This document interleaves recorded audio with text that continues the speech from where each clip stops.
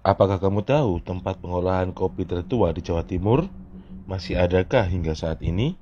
Ternyata, sebelum bisa dinikmati, biji kopi akan diproses sedemikian rupa hingga bisa disajikan di depanmu.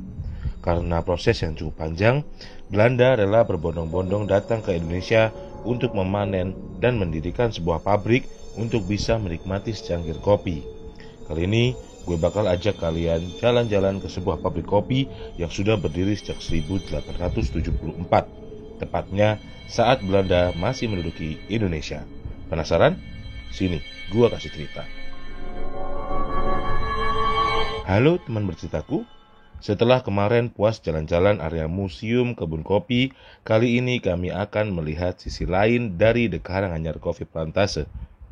Kita akan menelisik jejak sejarah sebuah pabrik kopi tua yang sempat mengecap manisnya kejayaan di zaman Belanda. Lokasi pabriknya berada di sisi ujung dari area wisata kebun yang berdekatan dengan Taman Kedamaian atau Vredestein. Pabrik ini diarsiteki oleh H.J. Velsing bersama dengan Hendrik van Vredenburg yang kemudian dikelola oleh perusahaan Belanda yaitu Namluus Vennootschap Kultur Mich Karanganyar. Sempat beroperasi dan berjaya selama puluhan tahun, akhirnya pabrik ini terhenti setelah kedatangan Jepang pada tahun 1942. Hingga pasca kemerdekaan Indonesia, mesin-mesin pabrik mulai diputar kembali oleh perusahaan bernama Namluus Vennootschap Kooi en Verhoed yang hanya bertahan beberapa tahun saja. Tak berselang lama, perusahaan asing itu akhirnya menyerahkan pabrik ke para pekerja lokal, salah satunya Bapak Denny Rusadi. Lalu, pada tahun 1957, Soekarno menasionalisasi perusahaan Belanda dan menyerahkan kepada Bapak Denny Rusadi yang merupakan mantan seorang mandor di pabrik kopi ini. Pabrik ini dulunya mengelola seluruh hasil panen perkebunan kopi, khususnya di wilayah Blitar yang luasnya bisa sampai ribuan hektar. Namun pada akhirnya semakin mengerucut lantaran dibagi-bagikan kepada warga di sekitaran kebun untuk dikelola secara mandiri. Setelah mengulas sedikit mengenai sejarah didirikannya pabrik di Karanganyar, mari kita lanjut jalan melihat dari depan hingga ke ujung dalam nanti. Pada bagian depan, kalian akan melihat sebuah pagar besi berkarat dengan tembok berukuran sekitar 1 meter yang membatasi bagian depan pabrik. Tak berjalan terlalu jauh dari pagar, kamu akan melihat sebuah kendaraan tua berjenis truk bercat hijau Tosca dengan pemanis putih pada bagian grill. Karena saking tuanya, warna putihnya sudah tidak sesempurna di masa mudanya, sudah tampak karat menyelimuti bagian luar. Diketahui kendaraan tua ini bermerek Toyota A100 atau Toyota Buaya yang produksi awalnya sekitaran tahun 60-an. Kemungkinan truk ini dulunya dioperasikan untuk mengantar hasil panen kopi dari kebun ke pabrik untuk diproses lebih lanjut. Dari parkiran truk, terlihat bagian luar pabrik yang tampak tua. Bisa kamu bayangkan sudah berapa lama ia dihajar panas, terik, dan hujan? Tertulis Pabrik Pengolahan Kopi PT Harta Mulia Perkebunan Karanganyar, Blitar. Dengan font tegak, bagian tembok bercat oranye yang semakin menegaskan nuansa klasiknya. Mulai masuk ke bagian dalam pabrik, kamu akan melihat sebuah ruangan luas dengan jendela kaca di sisi kanan. Pada jendela kaca ini, kamu bisa melihat langsung proses sangrai kopi yang masih aktif hingga hari ini. Namun, untuk akses menuju ke ruangan pengolahan sangat dibatasi agar menjaga kehigienitas kopi hingga sampai ke tangan konsumen. Meski dibatasi pada ruangan kaca, namun aroma sangraian kopi masih sangat terasa kental hingga menusuk hidung. Beberapa jenis kopi memang sengaja dipajang pada ruangan ini, mulai dari Arabica, Robusta, hingga biji khasnya di Karanganyar yaitu Excelsa.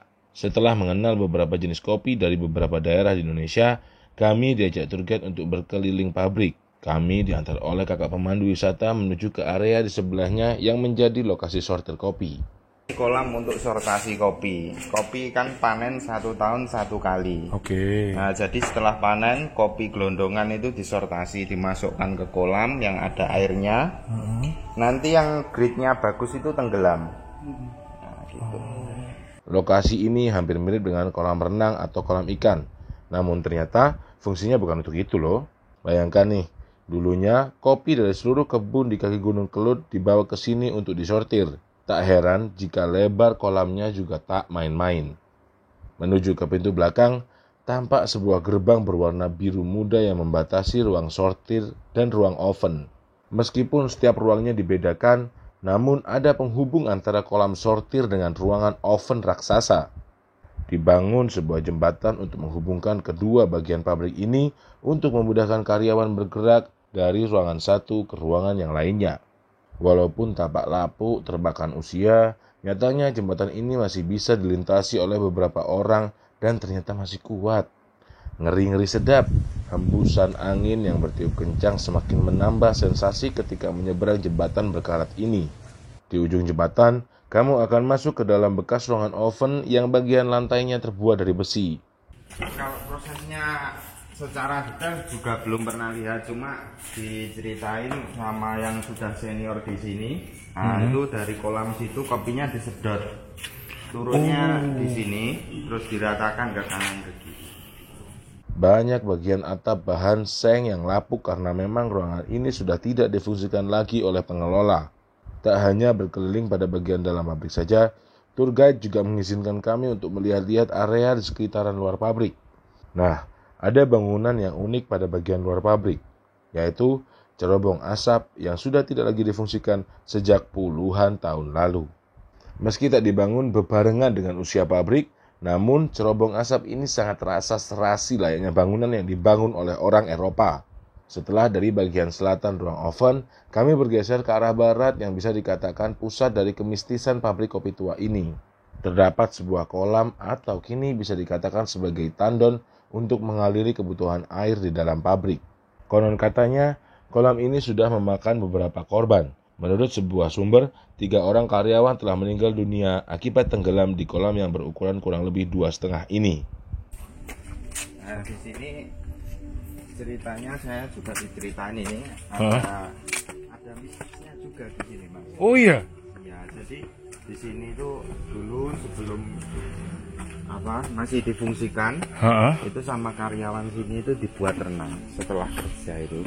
Nah, yang meninggal di sini 3 orang, itu berbeda waktu. Terus lagi di sebelah kanannya sini ada pos penjagaan. Itu ada pernah warga sini itu kesamber petir di situ. Pohon durian yang kesamber itu masih hidup sampai sekarang.